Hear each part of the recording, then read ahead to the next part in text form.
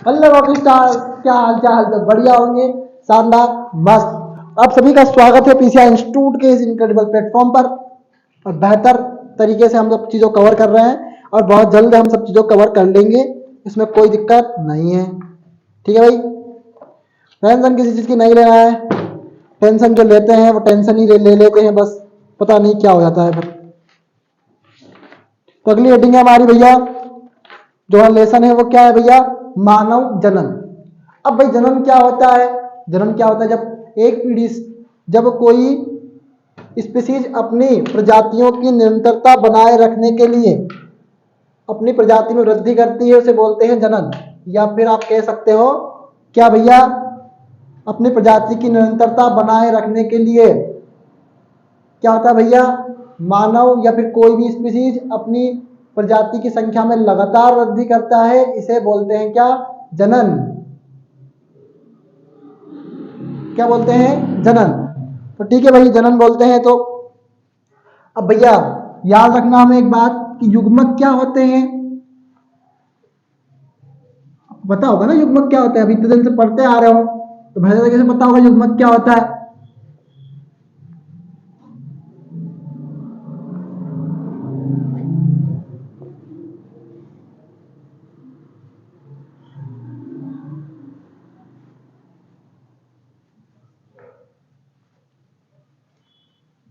भाई याद रखना है, ठीक है, अगर आपको नहीं आता है तो।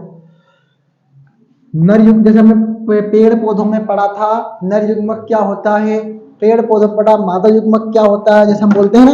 अब मानव की बात आई तो भैया याद रखना, मानव में नर युग्मक क्या होता है भैया?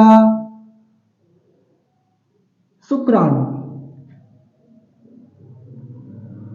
और मादा युग्मक क्या होता है? अंडाणु। कि इनका पूरा काम पड़ेगा इस चैप्टर में और इनसे ही पूरा चैप्टर हमारा बन जाएगा। और आज ही चैप्टर हम कंप्लीट भी कर देंगे। 45 या 50 मिनट का जो भी लेक्चर आपका रहा, कोशिश पूरी है कि चैप्टर आज कंप्लीट हो जाना चाहिए हमारा, और हो जाएगा। ठीक है, हमने बोला है 26 जनवरी तक हम चैप्टर कंप्लीट करवा देंगे भाई, बुक पूरी कंप्लीट करवा देंगे, करवाऊंगा मैं, कैसे भी करवाऊंगा। ठीक है, तो ठीक है भाई, करते हैं कंप्लीट, पढ़ते हैं आगे, बढ़ते हैं आगे, लड़ते हैं आगे। तो भैया पहला ही है कि शुक्राणु कैसे बनते हैं, वही पढ़ लेते हैं। स्टार्टिंग तो उसी से करते हैं। और अगर याद रखिए भैया, शुक्राणु जनन क्या है पूछा गया है और इसमें 2 शामिल हार्मोन पूछे गए हैं। और अगर शुक्राणु जनन आया क्वेश्चन तो उसके अथवा में आएगा अंडाणु जनन क्या है और इसमें शामिल 2 हार्मोन कौन कौन से हैं, हमें इन बारे में याद रखना चाहिए। ठीक है भाई, तो पहली हेडिंग है हमारी शुक्राणु जनन।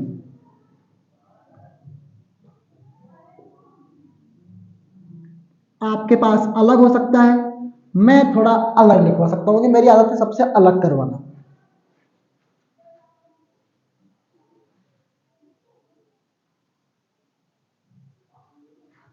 तो भाई क्या हुआ, वृषण में अपरिपक्व नर जर्म, समझाऊंगा भैया, कोशिका द्वारा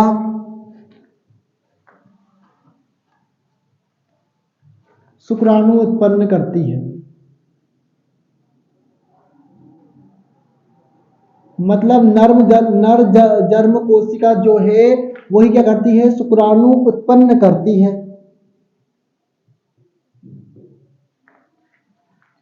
क्या करती है? शुक्राणु उत्पन्न करती है। अब भैया यह जो शुक्राणु जनन की यह अवस्था जो है वो कहाँ होती है? किशोर अवस्था में ही प्रारंभ होने लगती है। यह अवस्था किशोर अवस्था, यह जो प्रक्रिया है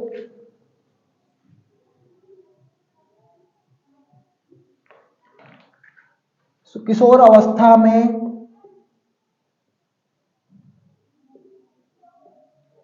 ही प्रारंभ होने लगती है। मतलब शुरू होने लगती है कब? किशोर अवस्था में ही। अब भाई किशोरावस्था में प्रारंभ होने लगती है। अब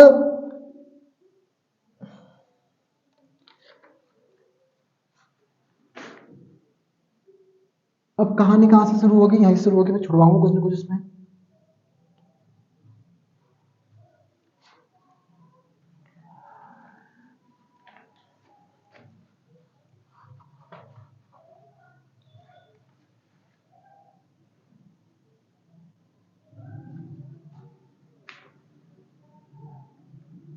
भाई शुक्राणु जन्म। शुक्राणु जन्म मतलब जो शुक्राणु को उत्पन्न करे उसे बोलते हैं शुक्राणु जन्म। भाई शुक्राणु जन्म क्या होता है? द्विगुणित होता है।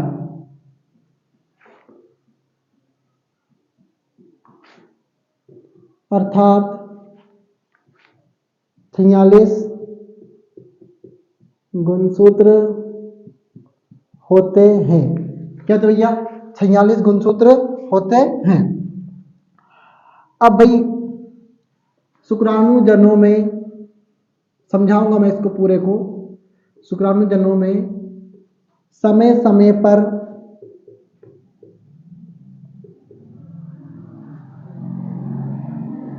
अर्ध सूत्री विभाजन होता है। अर्थात 46 गुणसूत्र होते हैं शुक्राणु जनों में। समय समय पर क्या होता है? अर्धसूत्री विभाजन होता है। क्या होता है भैया? अर्धसूत्री विभाजन होता है।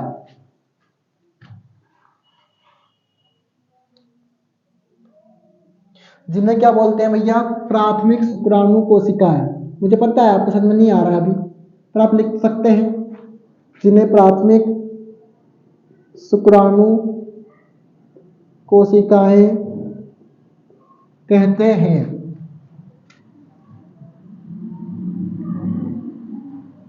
ठीक है, तो भैया प्राथमिक शुक्राणु कोशिकाएं कहते हैं किसे?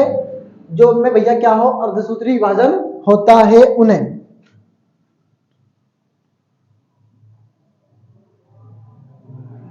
प्रथम अर्धसूत्री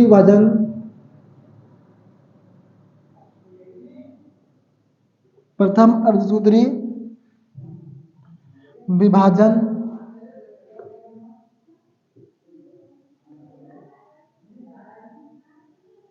पूरा होने के बाद दो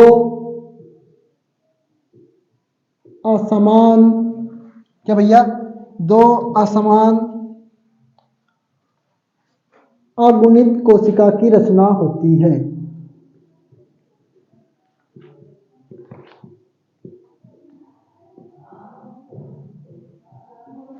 दो असमान अगुणित कोशिका की रचना होती है।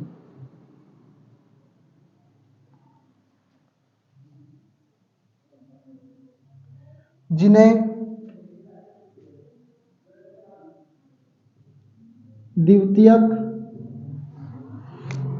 क्या कर दिया हूं मैं, कहां हूं भैया?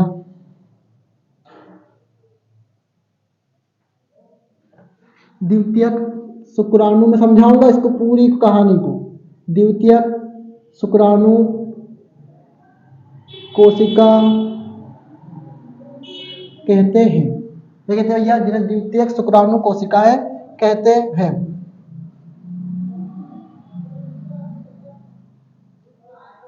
द्वितीयक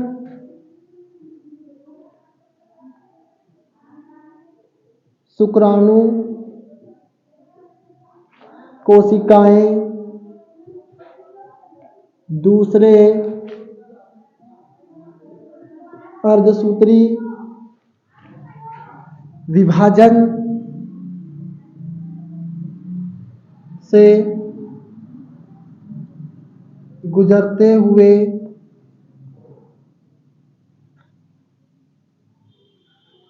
चार बराबर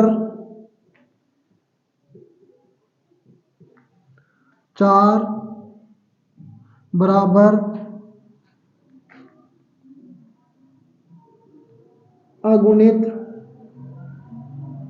शुक्राणु प्रसु बनाते हैं। स्पर्मेटिड बोलते हैं इनको हिंदी में। शुक्राणु प्रसु शुक्राणु प्रसु बनाते हैं। यह शुक्राणु प्रसु आगे चलकर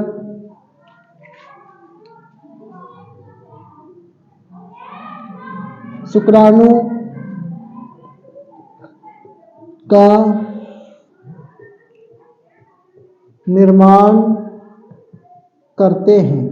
क्या करते भैया? आगे चलकर शुक्राणु प्रसु आगे चलकर किसका निर्माण करते हैं? शुक्राणु का निर्माण करते हैं। शुक्राणु क्या होता है? अगुणित होता है। इसे शुक्राणु जनन कहते हैं। इसे शुक्र जनन कहते हैं, तो शुक्राणु जनन कहते हैं।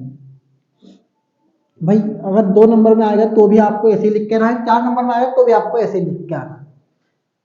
भाई हमने तो बहुत बड़ी गाथा लिख दी, मास्टर ने कुछ समझाया नहीं, अब कई होएगो। अब कुछ नहीं होगा, आप सिर्फ सुनेंगे ध्यान से। अब मैं समझाऊंगा, क्योंकि आपका काम सिर्फ लिखना था, समझाना काम मेरा था।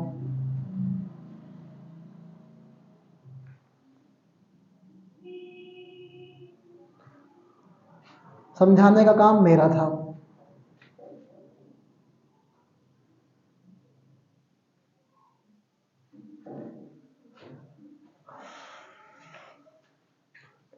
वृषण में अपरिपक्व नर जर्म सेल्स। भैया वृषण में क्या होती है? मेल जर्म सेल्स होती है, जो शुक्राणु जनन द्वारा शुक्र शुक्राणु जनन द्वारा क्या करती है? शुक्राणु उत्पन्न करती है। अब यह जो अवस्थाएं हैं, जो मनुष्य मानव है, पुरुष है, उसमें जो शुक्राणु बनने की क्रिया कब शुरू होती है?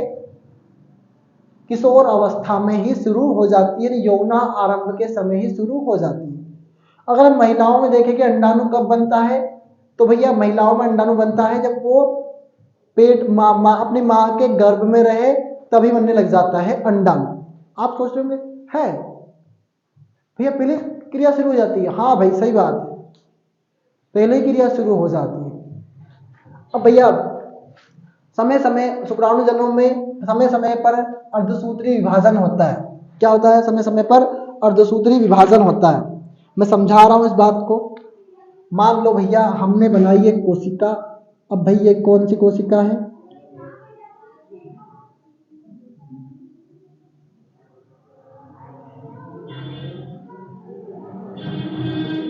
कितना प्यारा बना रहा हूं देखो। तुम नेवले हो ना, बिल्कुल एकदम कजे कैसे बनाओगे भाई साहब? ठीक भाई, ये कौन है भैया? शुक्राणु जन है। कौन है भैया? ये शुक्राणु जन है। मैंने लिख दिया शुक्राणु जन। कब यह क्रिया कब हुई भैया? यौनारंभ पर। कब हुई? यौनारंभ पर। अब भाई इसमें क्या हुआ? 8 इसमें हुआ अर्धसूत्री विभाजन। और आपको पता है अर्धसूत्री विभाजन क्या होता है सर? 2 कोशिकाएं बन गई। प्रथम अर्धसूत्री विभाजन।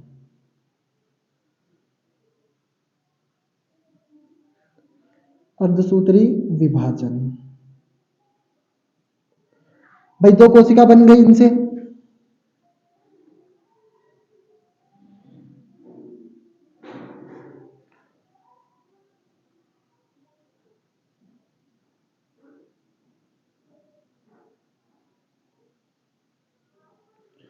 अब भाई इन 2 कोशिकाओं से क्या बनेगी? देखो भैया अपने बोला है शुक्राणु जनन द्विगुणित होता है, 10,000 सूत्र होते हैं। शुक्राणु जनन में समय समय पर दूसरी बार जिसे प्राथमिक शुक्राणु कोशिका कहते हैं। प्राथमिक प्रथम अर्धसूत्री विभाजन पूरा होने के बाद 2 समान असमान कोशिकाओं की रचना होती है। 2 असमान कोशिका की रचना करती है भैया, जिन्हें क्या कहते हैं? द्वितीयक शुक्राणु कोशिका। ये प्राथमिक थी और यह बन गई क्या भैया? द्वितीयक शुक्राणु कोशिका। तो प्राथमिक कौन थी भैया? ये थी प्राथमिक। यह प्रथम अर्धसूत्री विभाजन यहां पर कंप्लीट हो गया अपना।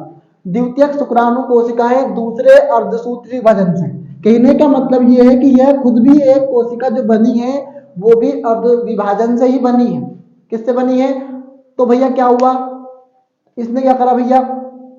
प्राथमिक शुक्राणु कोशिका ये है भैया। क्या हुआ, प्रथम सूत्र विभाजन पूरा हुआ, यहाँ पर कंप्लीट हो गया है। इसे क्या कहेंगे भैया अपन, द्वितीयक शुक्राणु कोशिका। इन्हें क्या बोलेंगे अपन, द्वितीयक शुक्राणु कोशिका। इनमें भी क्या होगा, द्वितीयक अर्धसूत्री विभाजन होता है। और भैया अगर 1 से 2 बनी है तो 2 से कितनी बनेगी, 4। कितनी बनेगी, 4। ये आपको पता है अच्छे से। तो भाई 4 बन गई, 4 कोशिकाएं बन गई। अब भैया क्या हुआ, 4 अगुणित इनने क्या बनाए, 4 अगुणित क्या बनाए इनने, शुक्राणु प्रस्सु बनाया। अब भाई इनसे क्या होगा, ये शुक्राणु प्रस्सु बन जाएंगे। आगे चलकर ये शुक्राणु बन गए। क्या ये जो शुक्राणु है आपके, ये आगे चल क्या हुआ, शुक्राणु प्रस्सु बन गए। इसे खत्म कहानी। तो कहने वाला यही है कि आपको मेन इंपॉर्टेंट याद रखना है, इसमें शामिल 2 हार्मोन में बता रहा हूं कौन कौन से हैं। ये आपको भले ही नोट मत करना, आप इतना काम का नहीं है। इसमें शामिल 2 हार्मोन FSH और LH। इसका फुल फॉर्म बता रहा हूं, फोलिकुलर स्टिमुलेटिंग हार्मोन।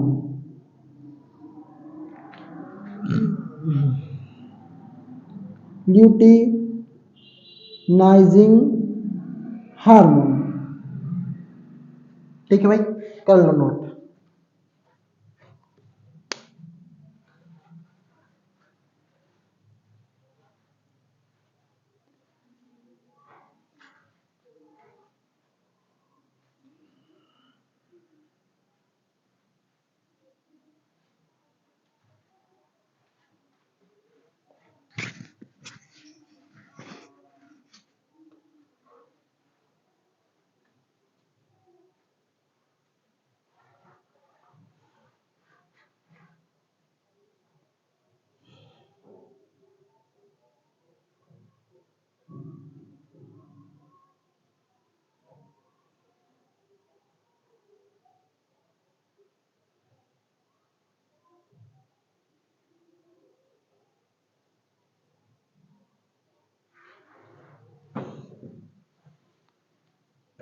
अगली हेडिंग देखो भैया, आर्तव चक्र।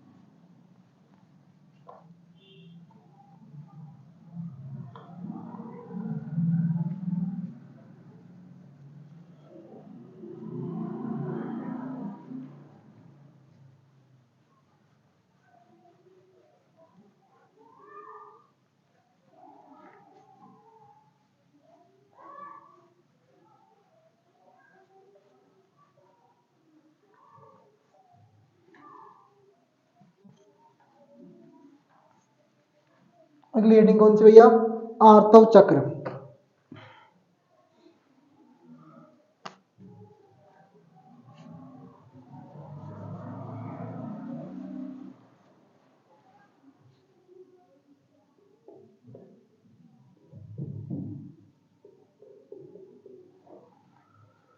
इसमें लिखो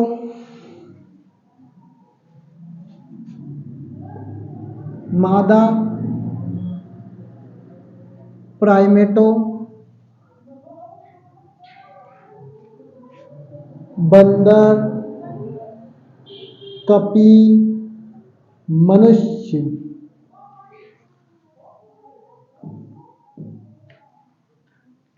में होने वाले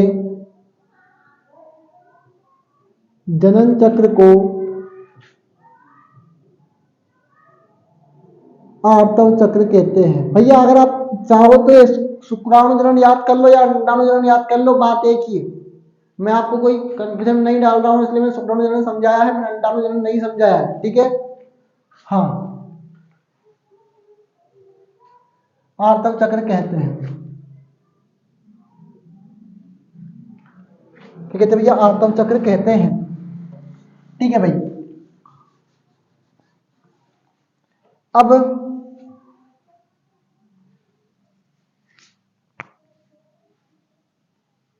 प्रथम आर्तव चक्र, ऋतुस्राव लिखो भैया। ऋतुस्राव की प्रक्रिया यौनारंभ से शुरू होती है, जिसे मेनापोज बोलते हैं। मेनोपोज या मिनार्की ऐसे कुछ बोलते हैं इसको, तो ठीक है भैया। अगर मेनापोज है मिनार्की है, आई थिंक ध्यान में नहीं है मेनापोज है मिनार्की है, मिनार्की है शायद, मेनापोज नहीं भाई,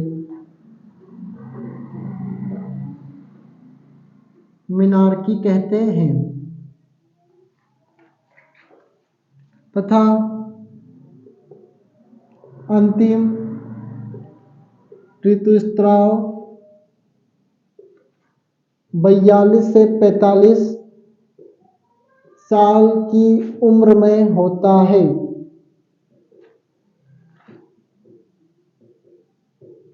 उसे मेनापोज बोलते हैं।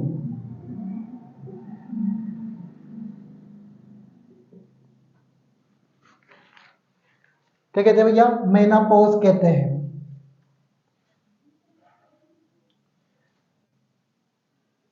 यह प्रक्रिया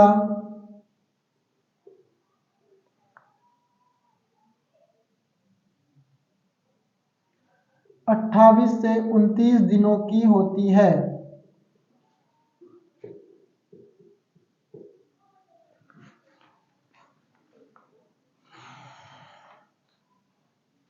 दिनों की अवधि के बाद के डेट के बाद दोबारा दोहराया जाता है।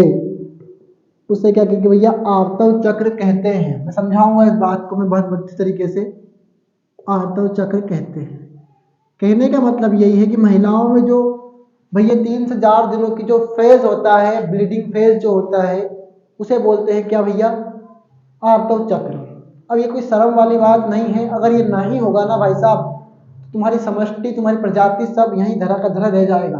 स्कूलों में इस टॉपिक को बहुत हद तक छुड़ाया जाता है, जो कि हमारे सभी स्टूडेंट के साथ भेदभाव है और उनकी शिक्षा के स्तर को इतना गिराया जा रहा है। मैं आपको बताऊं, ये हकीकत बात है, मैं लिख के दे रहा हूं सर। बहुत सारे स्कूलों में इस चैप्टर को छुड़ाया जाता है। और मुझे बताओ, क्या बच्चा अपने खुद के बारे में नहीं जान सकता?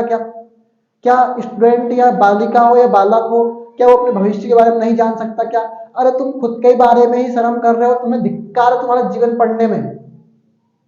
और ये हकीकत बात है। अपनी सोच को हमेशा ऊंचा उठाकर रखी भाई।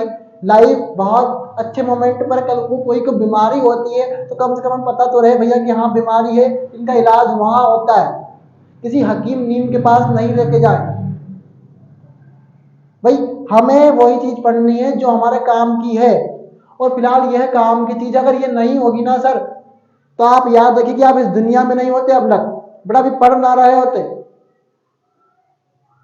तो वही एक कहानी है, मैं समझाना यही चाह रहा हूं आपको कि दुनिया कुछ भी सोचे, हमें अगर टीचर मैं बता रहा हूँ, टीचर वो है असल में जो अपने बच्चे को ज्ञान से अछूता ना रखे। फिलहाल मैंने कोई चीज छुपाने की कोशिश नहीं की, मैंने हर चीज बताने का प्रयास किया है।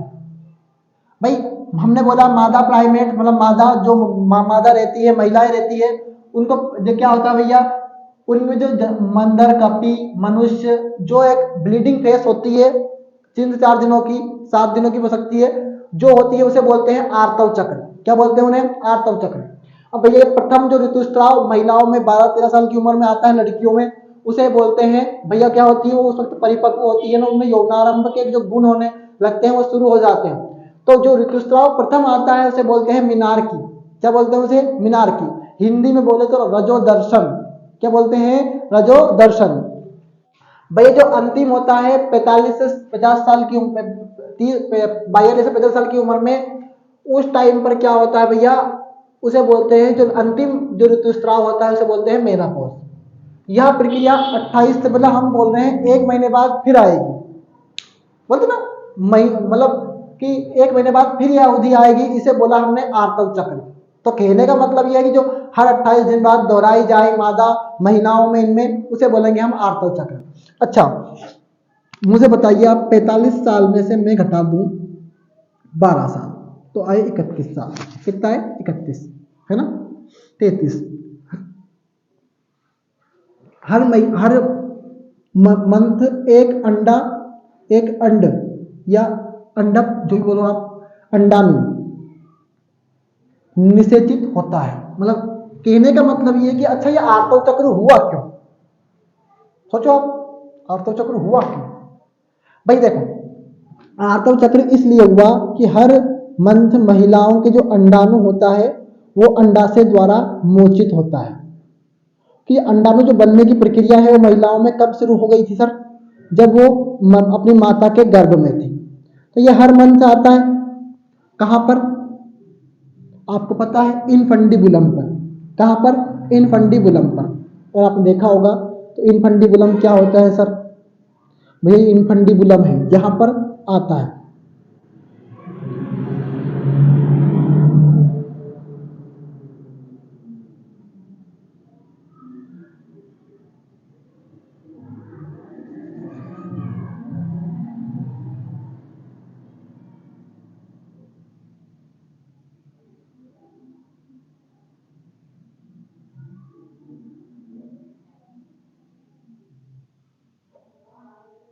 ठीक है भाई।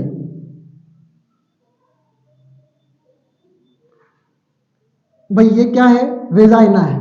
अब भाई ये जो होता है वो क्या बोलते हैं इसे? एंडोमेट्रियम। क्या बोलते हैं इसे? अंतः गर्भाशय।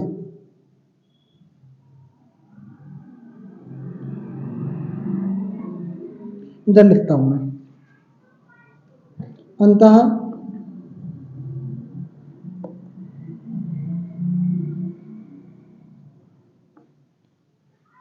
परिगर्भाशय।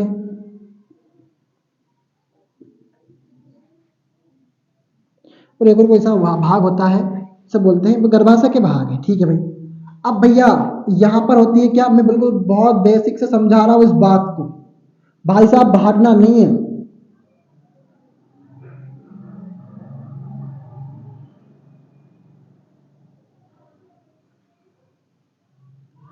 जो हमारा ये है अंडा से होता है, यहाँ पे अंडाणु जुड़ा होता है एक स्नायु द्वारा। अब भाई इन भाई साहब को छोड़ना था इनको, ये तो हर मंथ जा रहे थे अपने रास्ते पे, तो ये इस मंथ पे यहाँ चले गए। अब पहुंच गए यहाँ पर। अब इसे बोलते हैं तुम्बिका। तुम्बिका का इंग्लिश होता है इनफंडिबुलम। इनफंडिबुलम क्या होता है? इनफंडिबुलम। अब भैया इनफंडिबुलम तो हो गया। निषेचन, भैया अंडाणु होना था यहाँ पर, निषेचन यही होना था। कहाँ होना था? यही निषेचन होना था। अब भाई शुक्राणु आया, ठीक है भाई, ये ऐसे, और इसने क्या करा? इसको निषेचित कर दिया। हम जानते हैं कि नर युग्मक कौन है? शुक्राणु है। मदनक कौन है? अंडाणु है। दोनों के मिलने से क्या हुआ सर? निषेचन होएगा क्या? अब मान लो भाई साहब आए ही नहीं, या लेट हो गए, कुछ भी हुए, जो भी हुआ, आए ही नहीं है, ये इंतजार करते करते थक गए कि नहीं आ रहा है, तो ये धीरे धीरे आगे बढ़ने लगे। अब भैया जैसे जैसे आगे बढ़ने लगे इनकी बॉडी रप्चर होने लगी, टूटने लगी। तो टूटते टूटते क्या हुआ सर, यहां पर ये पहुंच गए, है नहीं, वहीं पे रहेंगे। अब ये इंतजार करते रहे, निषेचन नहीं हुआ, तो इनकी बॉडी जो होती है टूटने लगती है। इससे क्या होता है सर, ब्लड निकलता है, और ब्लड क्या होता है सर, विजाइना के थ्रू बाहर आ जाता है। बस इसीलिए ब्लीडिंग की फेस होती है, इसीलिए ब्लीडिंग फेस होती है। तो मतलब कहने का ये कि जो अंडाणु की जो परत होती है वो टूटती रहती है, कब, निषेचन ना होने की स्थिति में। अगर निषेचन हो जाएगा तो भैया क्या हो जाएगी, महिला गर्भवती हो जाएगी। एग्जैक्टली बात है। तो वही कहानी समझा रहा हूँ यहाँ पे आपको, कैसे क्या हुआ। तो भैया हर मंथ कितना गया, एक अंडाणु गया। अब 12 महीने, एक साल में कितने होते हैं, 12 होते हैं। अगर मैं 33 साल इंटू 12 करूंगा तो क्या होएगा, 32 32 36 और 6 4। मतलब कहने का मतलब यह है कि एक महिला की पूरी उम्र में उसको 400, आप तो 400 अंडाणु बनते हैं एक महिला की पूरी उम्र में। 400 अंडाणु बनते हैं। कितने अंडाणु बनते हैं, 400 अंडाणु बनते हैं, अप्रोक्सीमेटली बता रहा हूं। ये भैया 32 साल हो जाएगा तो और कम हो जाएगा, बताओ अब आप। तो लगभग 396 400 के समथिंग बन रहे हैं अंडाणु। तो कहने का मतलब यह है कि एक महीना के पूरे चक्र में कितने बनते हैं, 400। अब आपको बेसिक चीज याद है यहाँ पर कि भैया निषेचन कहाँ होना था, इन्फेंटिबुलम पे होना था। अगर निषेचन हो जाता तो महिला क्या हो जाती, भैया ये अंडाणु निषेचित, अंडाणु में क्या होता है, आर्तव चक्र नहीं आता। पर ये निषेचित नहीं हुआ, इसकी बॉडी रप्चर हुई, रप्चर होने से क्या हुआ, ब्लीडिंग फेज हुई, ब्लीडिंग फेज से क्या हुआ, आर्तव चक्र स्टार्ट हो गया, और 3 से 4 दिनों की, 4 से 7 दिनों की अवस्था होती है, किसमें, मेंस्ट्रुअल साइकिल में। ठीक है भाई, याद रखना है भाई। देखो बहुत छोटी चीज है, बहुत कोई शर्म वाली कहानी नहीं है जितना हम सोचते हैं। और हमें किसी चीज के बारे में ज्यादा नहीं सोचना है। मैं एक बात बता रहा हूँ, शिक्षा का मतलब क्या, जो शिक्षा तुम्हें कहा, तुम्हें शिक्षा मिली क्या रही है, बताओ मुझे आप। ऐसा सिस्टम बना रखा है आप लोगों ने, पढ़ने तो आपके ऊपर है ना। वो तो मैं बता रहा हूँ सर, आप ऑनलाइन में है इसलिए थोड़ा क्या बोलूँ कैसे पढ़ लिए हो, वरना ऑफलाइन में होता ना सर, आप भी हंसते यहाँ मैं अगर कुछ और चीज पढ़ाता तो। पर मैं एक बात बता रहा हूँ, इंसान को अपने अंदर का जो जो चीजें है ना, ये सोच वो निकालनी होगी एक दिन, और तभी हम एजुकेशन सिस्टम को चेंज कर सकते हैं। इन चीजों के बारे में बहुत सारे टीचर 6ठी 7वीं में दे रखा है ये बातें, बताओ बाप, वहां नहीं पढ़ाया जा रहा है तो हम 12वीं में कैसे पढ़ ले सर, वो छोटे बच्चा। वही एक कहानी है कि एनसीईआरटी हर चीज को स्किल सिखा रही है, पर हमें नहीं सीखना, हमें तो बस आप आईएमपी क्वेश्चन दे दो, बात खत्म करो। ठीक है भाई, पर ये नोट करना है, मतलब ये वाला भाई। नहीं, मेरी बात से बहुत स्टूडेंट इत्तेफाक नहीं रखते इस बात से। आलोक है प्रेजेंट, है नहीं है, पता नहीं है, नहीं होगा प्रेजेंट यार, वो तो बंदा खतरनाक है।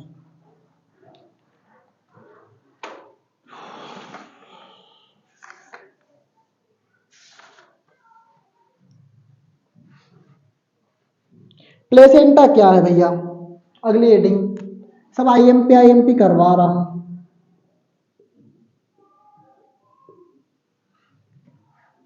गर्भस्थ शिशु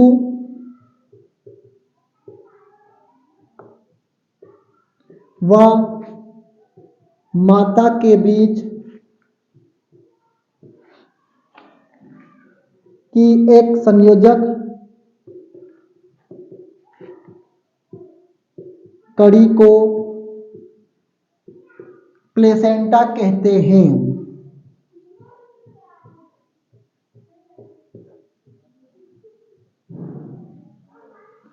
क्या कहते हैं भैया, प्लेसेंटा कहते हैं। यह भ्रूण को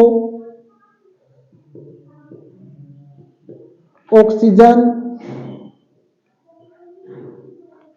तथा पोषण प्रदान करती है। अच्छा ईमानदार बताइए, कभी आप छोटे बच्चों को देखा जो हॉस्पिटल से घर पे आया होगा,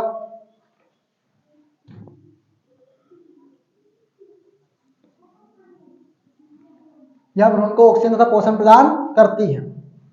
अब भाई यह भ्रूण को ऑक्सीजन तथा पोषण प्रदान करती है, बस खत्म। और क्या कहा, 2 नंबर वहां है तो पेपर में।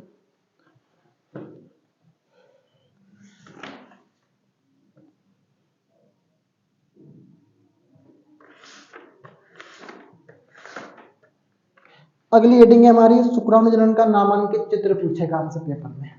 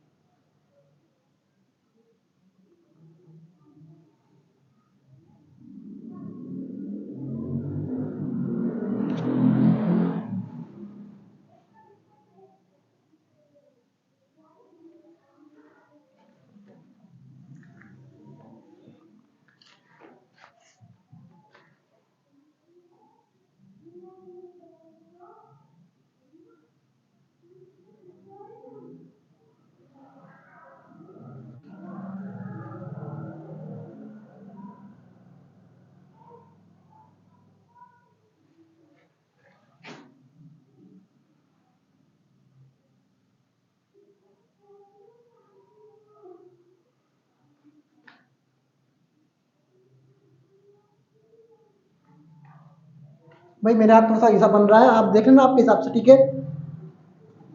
तिरछा हो रहा है मेरा हाथ, मतलब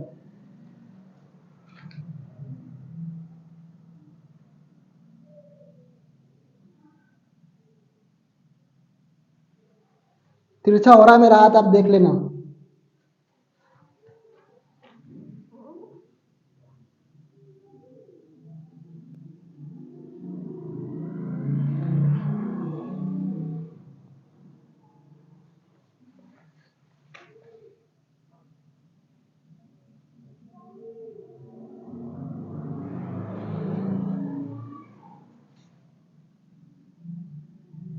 खलबली ही खलबली, देखो आसमां को छूकर देखो, तारों की करी सवारी, चांद पर भी हम नाचे अपनी यारी ओ।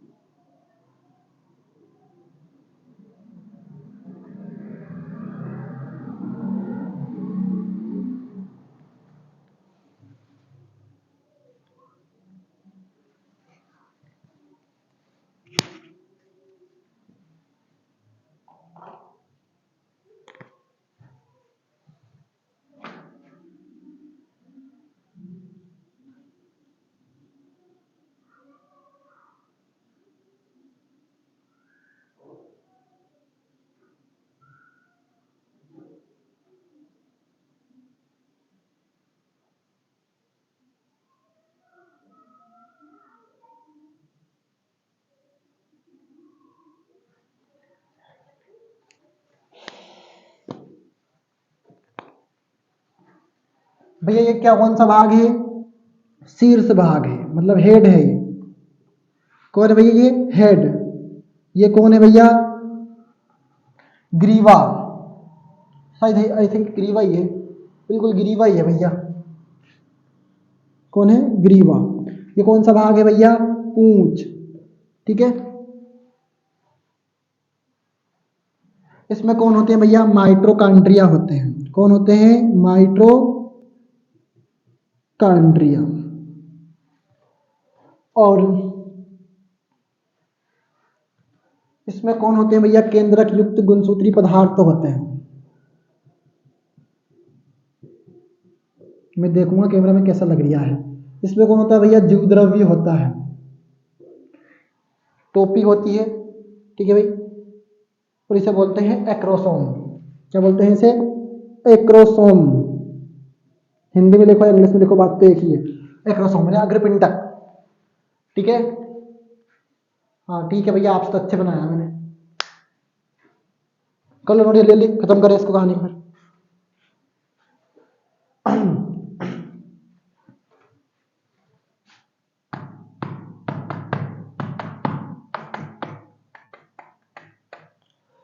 सिलेबस कराना मेरी जवाबदारी है, 26 तारीख के बाद बात करना, आप जो भी बात करनी है आप मेरे से, मुझे क्या दिक्कत है भैया, मेरे से बात करना बाद में, उसके बाद और क्या।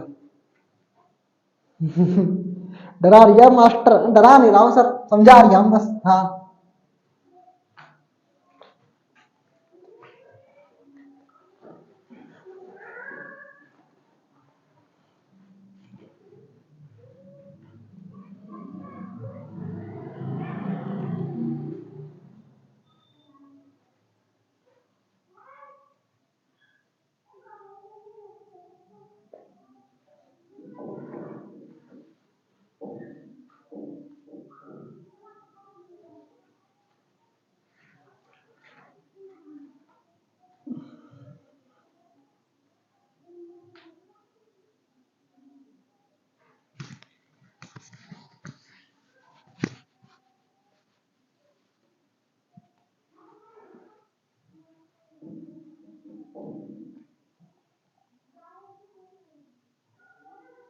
ठीक है भाई, अगली हेडिंग है हमारी शुक्राणु और अंडाणु में अंतर।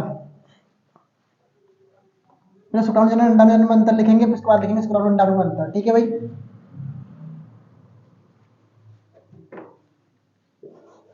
उम्मीद है कि आज मैं चैप्टर कंप्लीट कर दूंगा।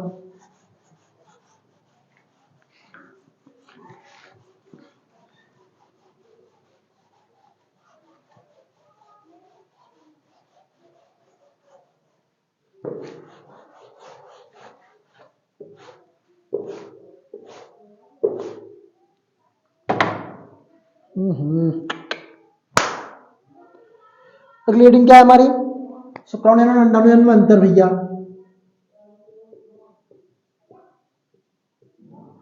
शुक्राणु जनन और ये अंडाणु जनन,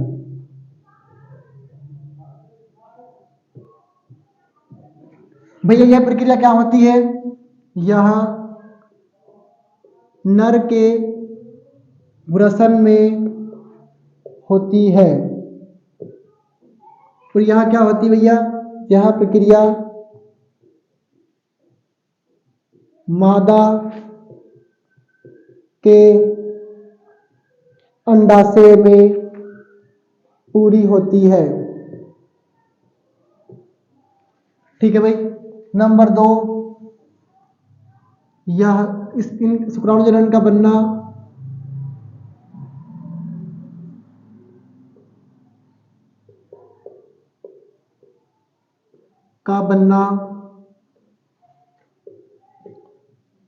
यौनारंभ से शुरू होता है,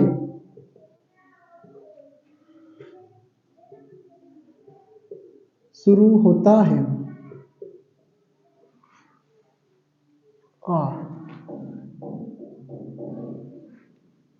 इसका सॉरी किसका, अंडाणु जनन का बनना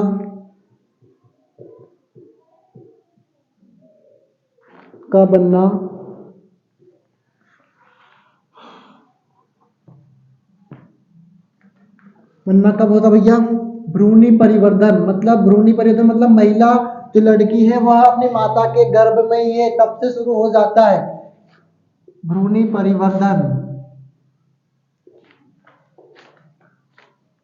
में शुरू होता है।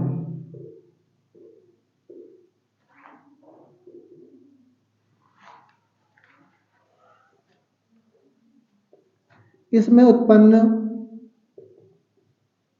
शुक्राणु चल होते हैं, मतलब गतिशील होते हैं। इसमें उत्पन्न अंडाणु अगतिशील होते हैं।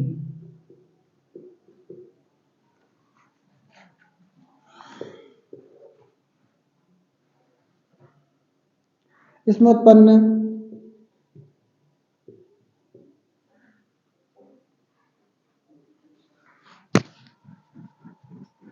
रुको भाई, सोच लेने दो मुझे कुछ।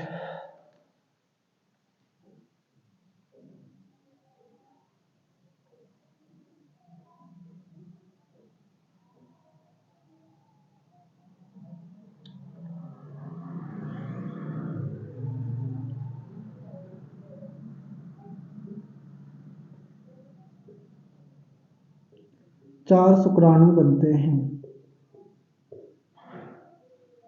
एक कोशिका से चार शुक्राणु बनते हैं, हमने देखा था स्टार्टिंग में, और इसका देखा ही नहीं अपन ने। एक कोशिका से एक ही अंडाणु बनता है। भैया समझाया नहीं मैंने अंडा, ठीक है। जबकि तीन ध्रुविकाएं होते हैं, मतलब बनती चार ही चीज है, पर इसमें तीन ध्रुविकाएं होते हैं। समझाता मैं, अब टाइम नहीं है हमारे पास इतना, ठीक है भाई।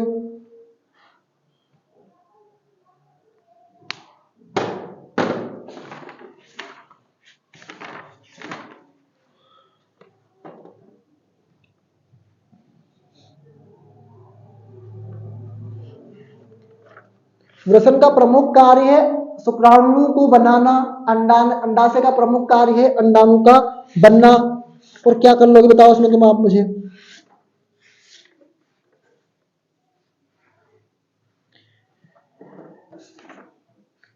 शुक्राणु अंडाणु अंतर भी आप ऐसे लिख सकते हो भैया।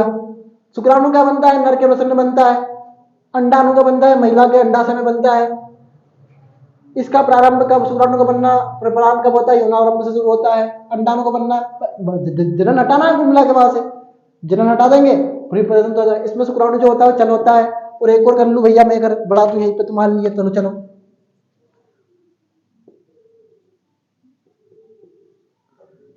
शुक्राणु में पीतक नहीं पाया जाता। अब ये क्या हुआ, मुझे क्या पता, और मत पढ़ो। इसमें पीतक पाया जाता है।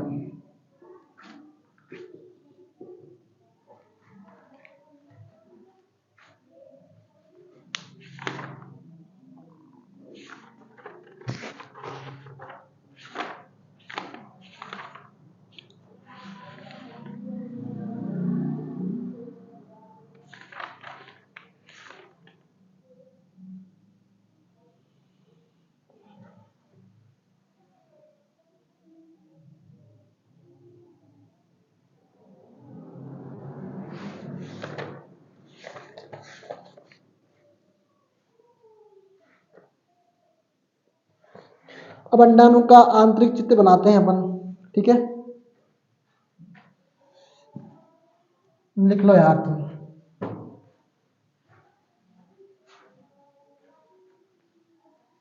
चैप्टर कंप्लीट हो जाएगा, बस अंडाणु का लास्ट चित्र बचा हमारे पास, इसका चैप्टर कंप्लीट है। हाँ, शुक्राणु पढ़ना है भैया, एमपी है। दूसरी बात है मेंस्ट्रुअल साइकिल ही पढ़ना है, आठवां चक्र पढ़ना है आपको, ये वाला अंतर पढ़ना है। स्वयं का नामांकित चित्र पढ़ना है। बस इसमें बहुत कम क्वेश्चन है, जो आईएमपी है वो आईएमपी ही मैंने करवाया है, ठीक है भाई।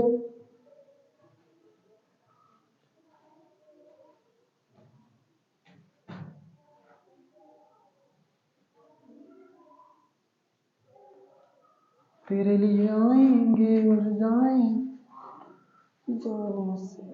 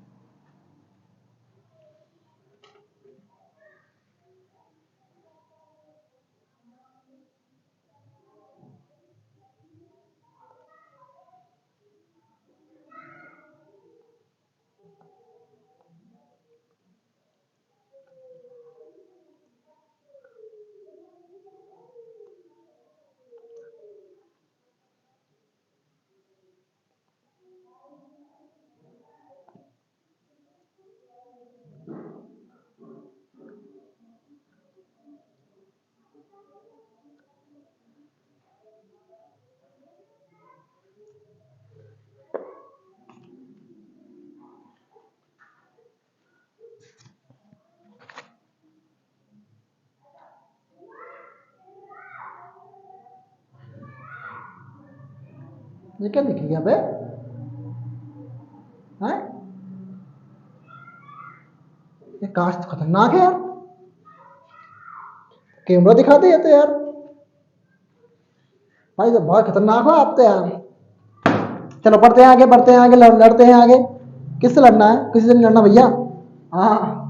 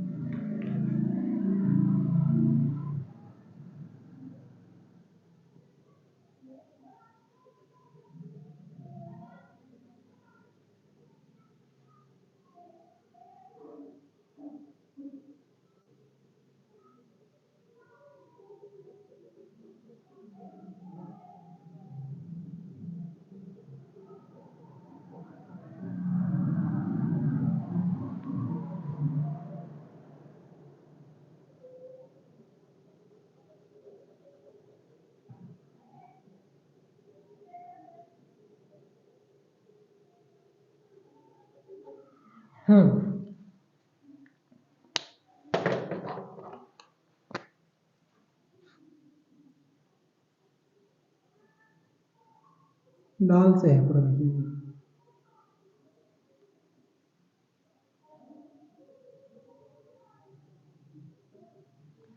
समझ में नहीं आ रहा क्या बन रहा है फिलहाल।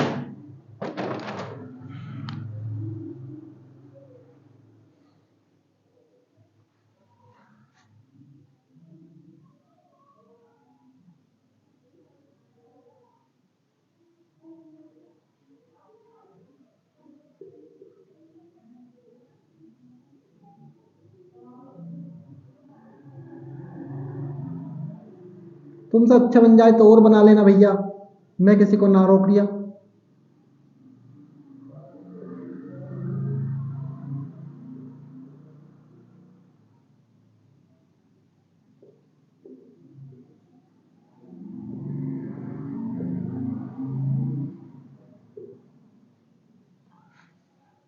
कहा बना दिया? कौन सी तितली बना दी है?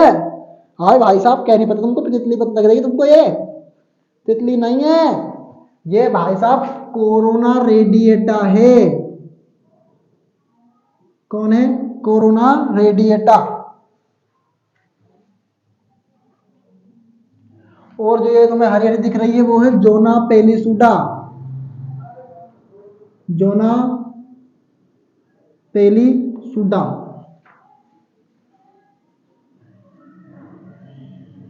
और ये है परिपीतक अवकाश, जो तुम्हें रेड रेड दिख रहा है, ये है परिपीतक अवकाश। ठीक, खत्म। और यह चैप्टर भी खत्म होता है। मैंने आपसे बोला है मैं भैया अपना टाइम पर सिलेबस करवाऊंगा, ये चैप्टर हमारा कंप्लीट हो चुका है। आप सभी इसका एक बार बहुत बेहतर तरीके से रिवीजन करें और इनसे बाहर क्वेश्चंस नहीं जाएंगे, ठीक है। धन्यवाद stars, bye bye, take care to all student, thank you so much. 56 minute में लेक्चर खत्म कर दिया भाई साहब, और क्या चाहिए।